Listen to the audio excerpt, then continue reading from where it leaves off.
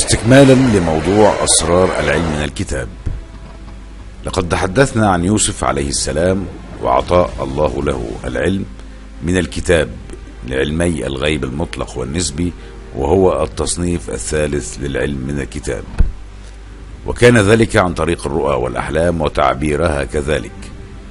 والعلم من الكتاب للغيب المطلق المستقبلي أو النسبي ليس عن طريق الرؤى والأحلام فقط، بل له طرق عديدة أخرى، ومنها رؤية القلب.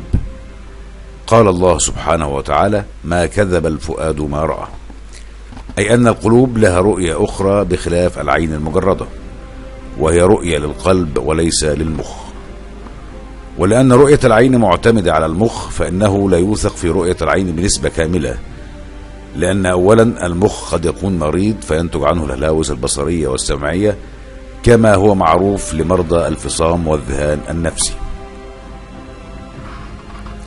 هذه من جهة، والجهة الأخرى قد تخضع العين لمؤثر خارجي يخدعها، كما هو الحال في الخدع البصرية المعروفة علميا. هل تصدق كل ما تراه؟ الشيء الجميل في الخدع هي تجعلنا ندرك أن الأشياء ليس دائما على ما تبدو عليه. أو مؤثر سحر الأعين، كما قال تعالى في قصة سيدنا موسى مع سحرة فرعون: قال ألقوا، فلما ألقوا سحروا أعين الناس واسترهبوهم وجاءوا بسحر عظيم. لذا فرؤية القلب أصدق، وهي مصدر رئيسي من مصادر معلومات العلم من الكتاب وعلم الحقيقة. وقال تعالى على لسان يوسف عليه السلام لصاحبيه في السجن: قال لا يأتيكما طعام ترزقانه إلا نبئتكما بتأويله قبل أن يأتيكما، ذلكما مما علمني ربي، إني تركت ملة قوم لا يؤمنون بالله وهم بالآخرة هم كافرون. أي لا يأتيكم طعام من منازلكم ترزقونه وتأكلوه إلا نبأتكما بتأويله، أي بنوعه وبقدره ولونه والوقت الذي يصل فيه إليكما.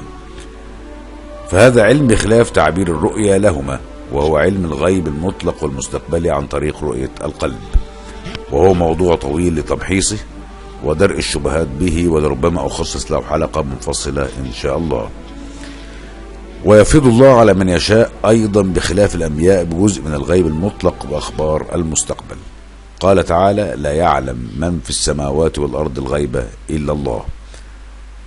ومقصوده في هذه الآية سبحانه وتعالى أن بيده علم الغيب وكلياته. قال تعالى: يعلم ما بين أيديهم وما خلفهم ولا يحيطون بشيء من علمه إلا بما شاء، أي أن هناك مشيئة لله يطلع بها من يشاء بما شاء على الغيب المطلق، علم جزئي وليس كلي. وليس كما يدعي البعض أنه لا يوجد شخص على الإطلاق يعلم أي غيب مطلق. وتجد المعارض يبادرك دائما بمقولة: كذب المنجمون ولو صدقوا أو صدفوا، وهي ليست حديث أصلا، بل هو في الحقيقة منحة لمن يشاء الله من عباده. ولعل في قصة الخضر عليه السلام، وهو ولي صالح أتاه الله من علم الغيب ما لم يؤتي موسى عليه السلام نفسه من العلم، وهو من هو كليم الله.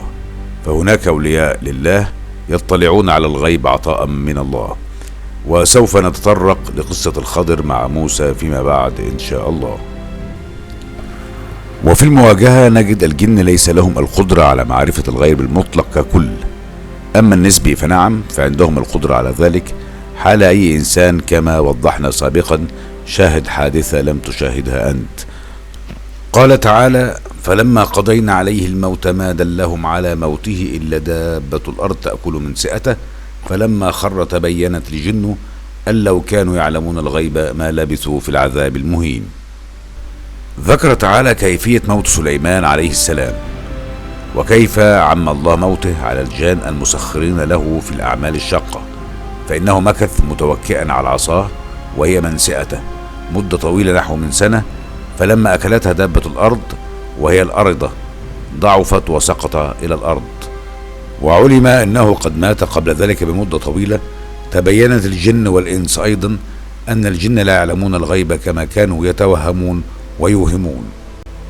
وإن كان بعض الجن من المردة يسترق السمع من السماء. قال تعالى: وإنا كنا نقعد منها مقاعد للسمع فمن يستمع الآن يجد له شهابا رصدا.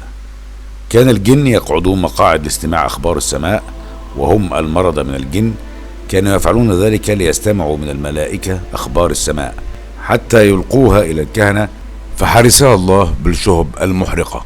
وعندما يلقون ذلك إلى كهان من الإنس يزيدون على الكلمة 100 كذبة من عندهم فيصدق الناس ذلك. فلما بعث الله نبيه محمد حرست السماء ومنعوا ذلك بالحرق بالشهب. وجاء منه تعبير الزئبق الأحمر وهو دم الشهيد على حسب كلام الجن لذلك، وهو ما يفسر لما يكون بعض الكلام من تنبؤات الكهنة صحيحا من تسريبات لربما تكون قديمة أو جديدة لكن ضئيلة جدا من أخبار السماء. أما علم التنجيم وعلم الفلك فكان علم واحد حتى القرن ال17 لكن انفصل بعد ذلك. لكن علم التنجيم به جزء صحيح عن ارتباط الإنسان وأمراضه وشخصيته بالنجوم وليس المستقبل كما يدعي البعض. قال تعالى: وعلامات وبالنجم هم يهتدون. فالآية تحمل المعنيين لكلا العلمين معا، علم الفلك وعلم التنجيم. أما المحرم فهو السحر بالضرب على النجوم، لقول النبي صلى الله عليه وسلم: من اقتبس شعبة من النجوم فقد اقتبس شعبة من السحر زاد ما زاد. ولا يحتمل وقت الحلقة للشرح الوافي والتفصيل لأي علم من العلوم السابق ذكرها والرد على المعارض. دمتم على خير وتابعونا في الفصل التالي إن شاء الله.